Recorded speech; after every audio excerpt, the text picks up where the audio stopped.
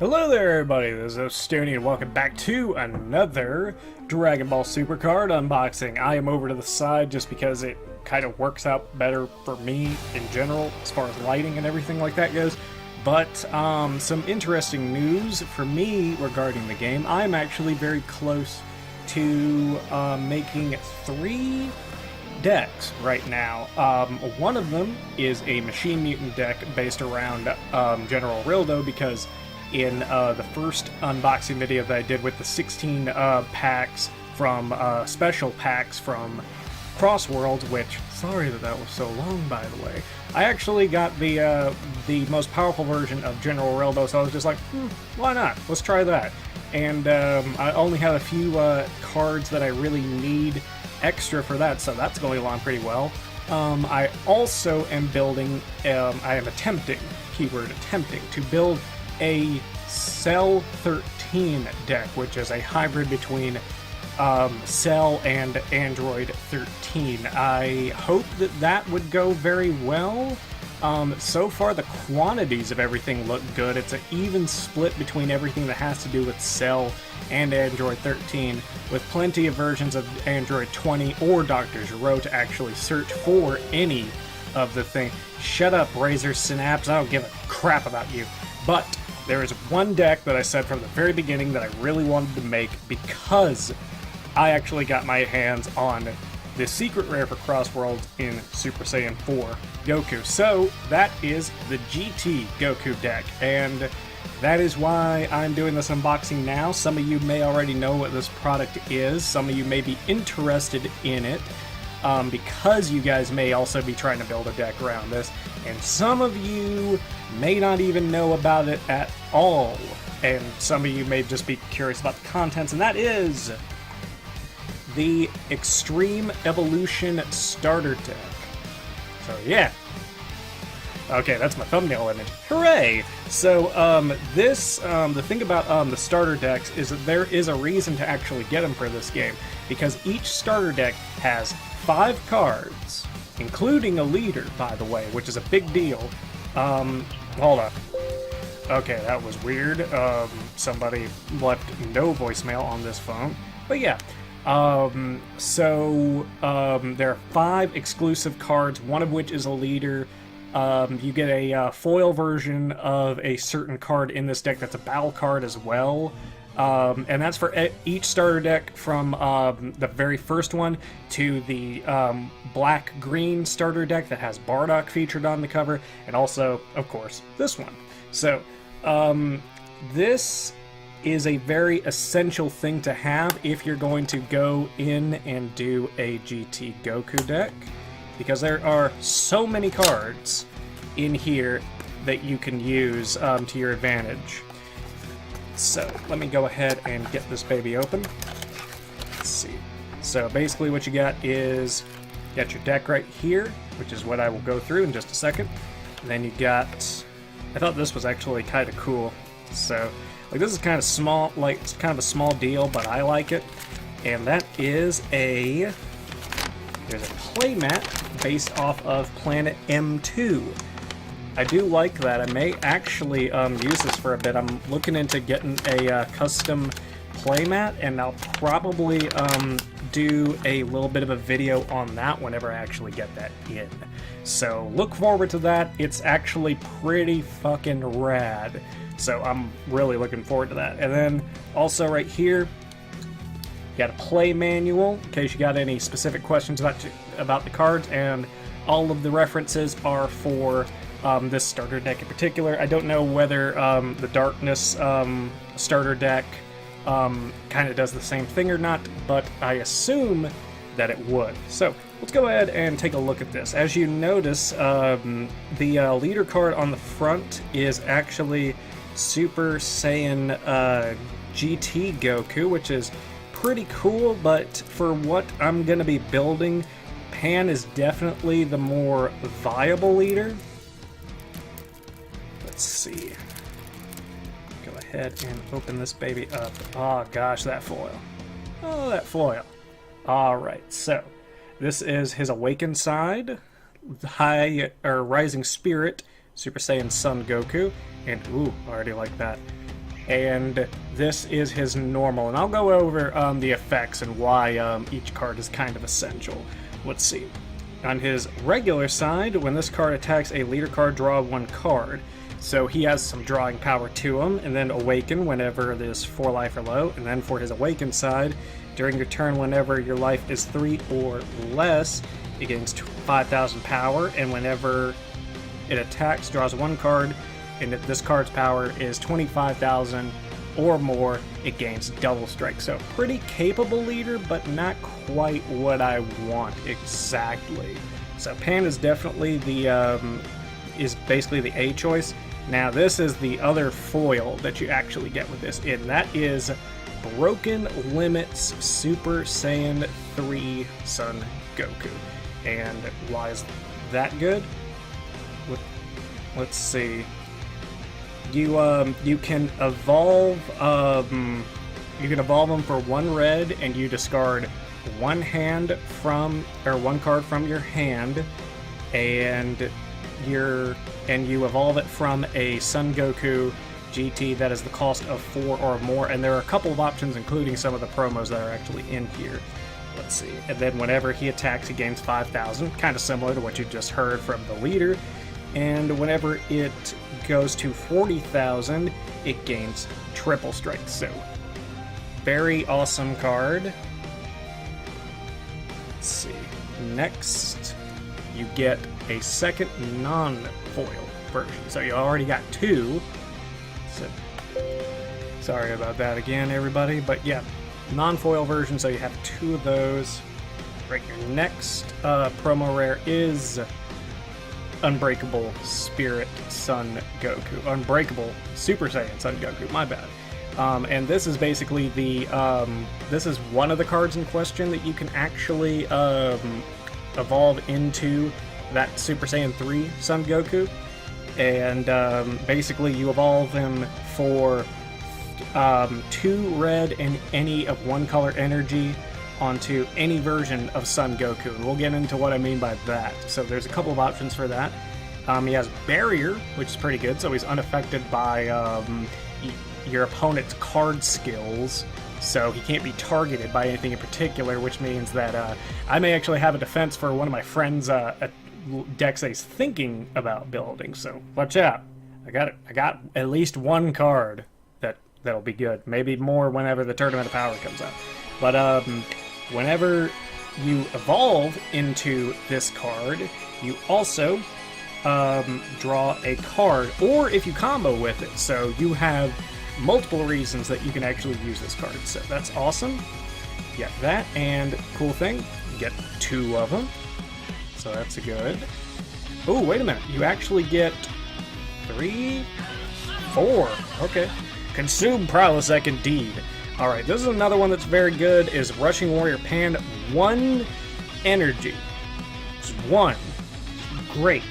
See, auto is whenever you play this card, choose up to 1 card, 1 of your red leader cards, or red battle cards, and it gains 5,000 attack for or 5,000 power, I'm so used to Yu-Gi-Oh!, for the duration of the turn, and whenever you combo with this card from the battle area, you draw 1 card. So it's almost kind of like a super combo, except you don't get 10,000.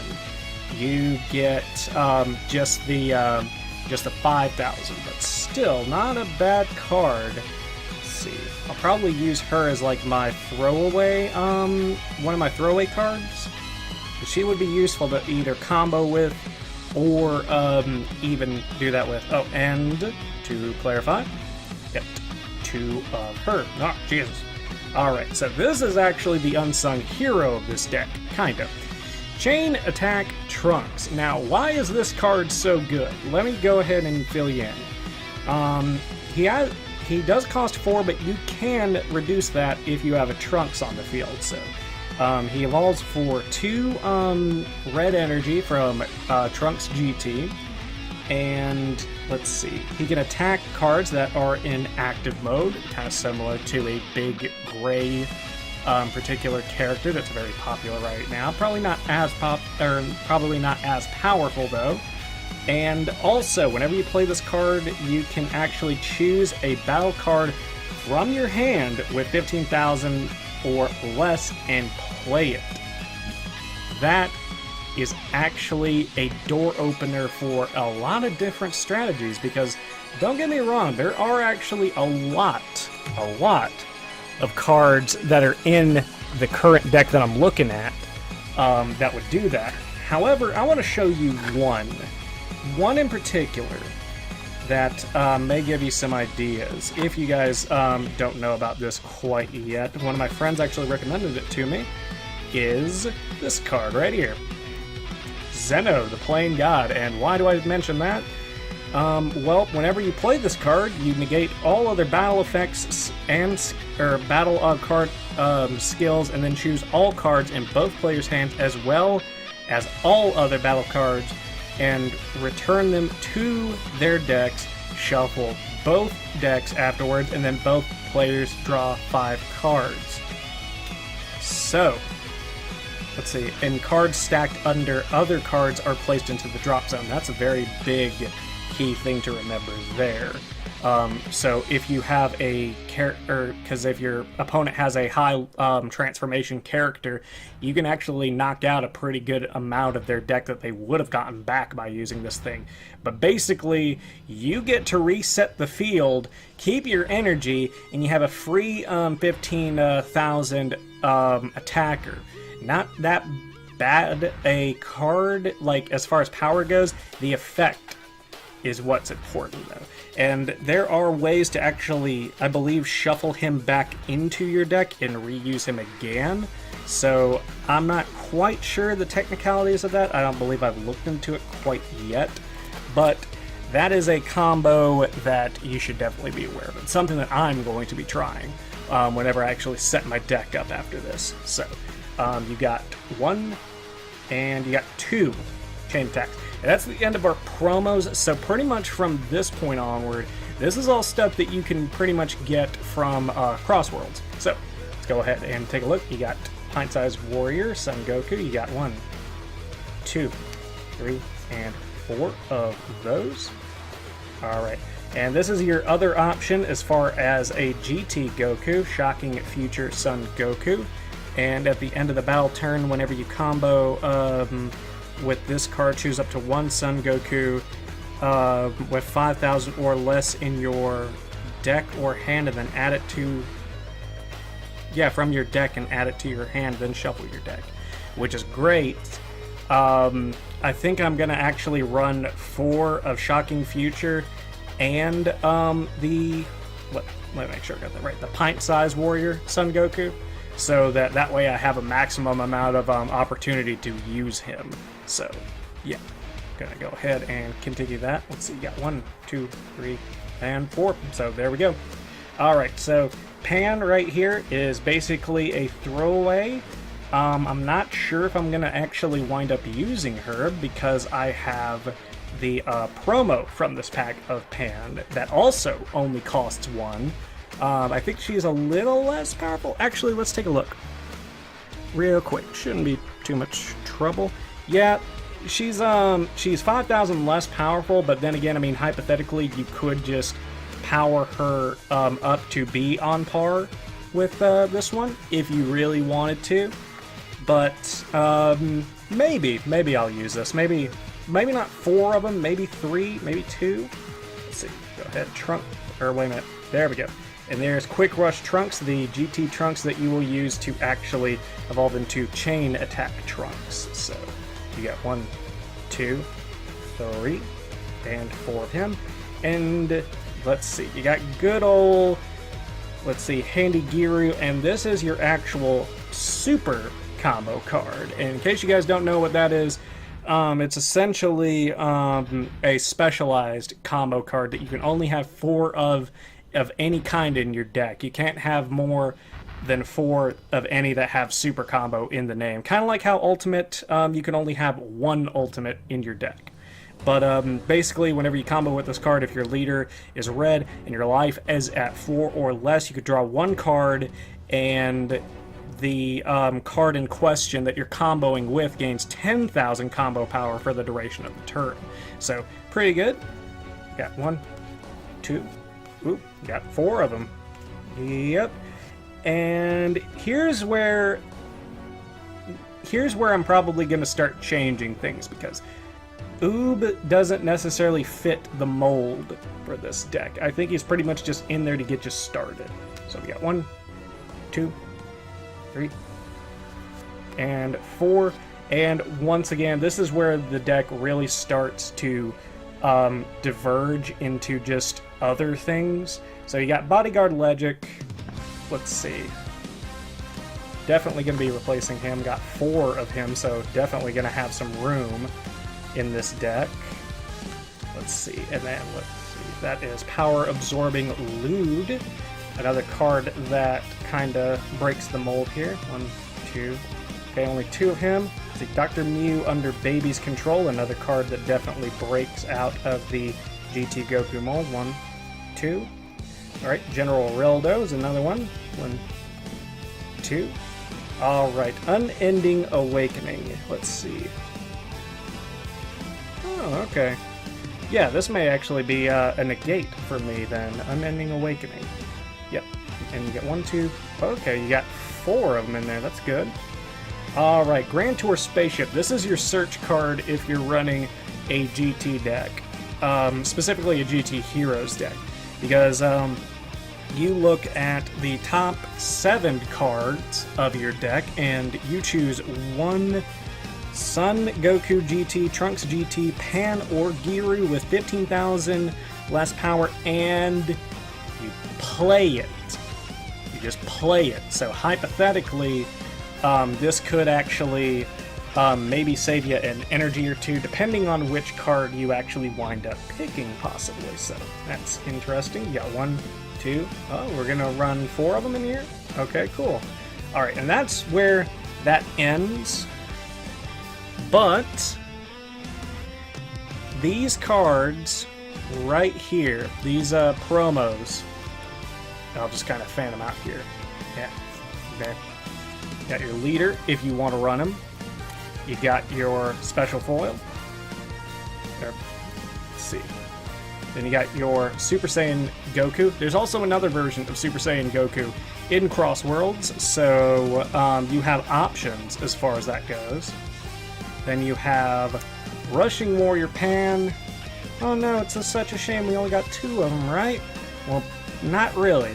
Then we got the Chain Attack Trunks, which could actually be a big player later on in other decks. Now, the cool thing about this is that I actually got 2. And the reason why I got 2 is because I wanted to get a full playset of the promos specifically, and that's what I would suggest to you guys. If you guys get 2 of any starter deck, you should actually wind up with a full playset of the promos. So that's what I would recommend. It's not too bad. It's actually better in Yu-Gi-Oh! In that aspect, because you would pretty much have to buy 3 decks in order to actually get a full playset.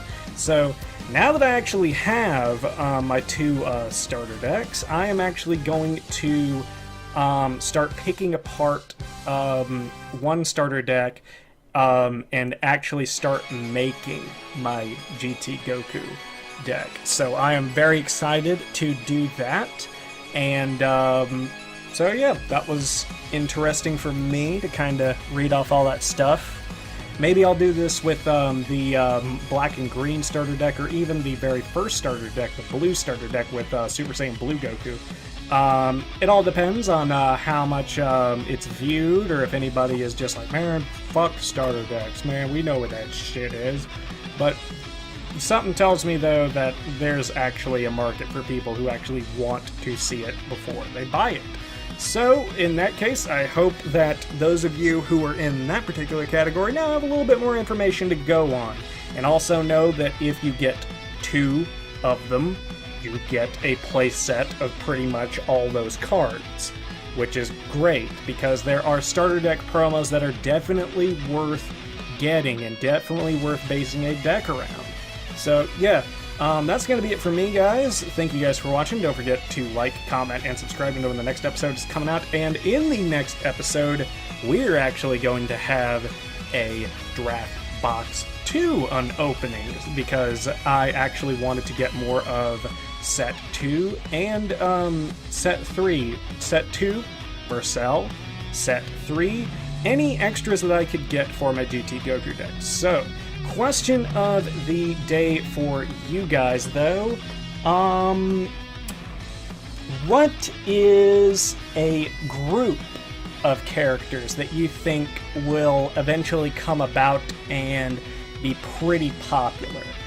I have actually a very particular group in mind for this, and that group would be Bojack and his space pirates. Something tells me that whenever he's introduced and whenever all of his lackeys are made into cards, they're gonna be pretty good, and like their design is always cool, so I bet that helps too, but something tells me that it's going to be probably the next popular set whenever it comes out. I don't think we'll see it in set 4. I could be wrong though. Could be set 5.